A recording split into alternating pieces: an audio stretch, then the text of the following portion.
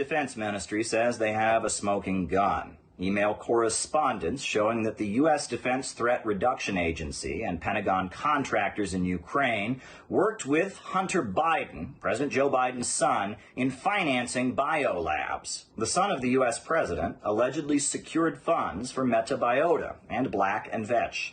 The contents of the letters show that Hunter Biden played an important role in creating a financial opportunity for pathogen work in Ukraine. The published correspondence indicates that the true goals of the Pentagon in Ukraine are far from scientific. In one of the letters, the Vice President of Meta Biota notes that the company's activities will be aimed at ensuring, quote, the cultural and economic independence of Ukraine from Russia, which is rather strange for a biotechnology company. The Russian parliament is inviting Joe Biden and U.S. Undersecretary for Political Affairs Victoria Nuland to be part of their investigation. Earlier, the chairman of the State Duma instructed our international committee to begin the procedure of preparing an invitation for explanations from U.S. officials. These are Mrs. Nuland and Biden Jr.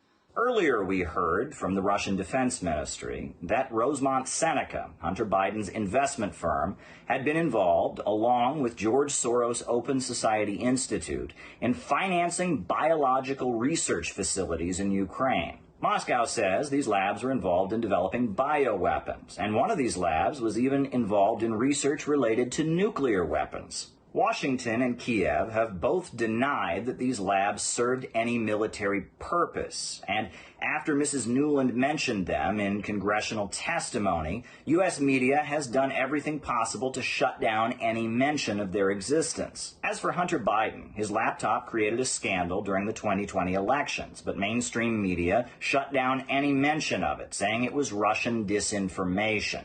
And Donald Trump was attacked just for bringing it up. Why did the mayor of Moscow's wife give the Bidens, both of them, $3.5 million for them? That's a lot of money.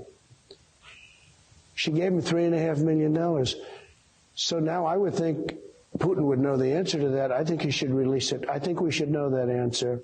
What kind of American, let alone an ex-president, thinks that this is the right time to enter into a scheme with Vladimir Putin and brag about his connections to Vladimir Putin? There is only one, and it's Donald Trump. Now the Washington Post and the New York Times both admit it was real. They are backtracking and acknowledging hidden truth. CNN, the federal investigation into Hunter Biden's crooked business dealings is a very real, very substantial investigation of potentially serious federal crimes. There is a realistic chance this could result in federal charges. I think it's as bogus as it was before. Trump's appeal to Russian President Vladimir Putin to find information about Biden is despicable. The U.S. media is now trying to retell and reinterpret a story they previously claimed was false. Meanwhile, Russia is raising very serious concerns about biolabs. And at the same time, many are optimistic, hoping that negotiations can bring an end to the hostility in Ukraine. We certainly live in a world of free-flowing, wild information, with different forces scrambling to try and control it. Caleb Maupin, RT, New York.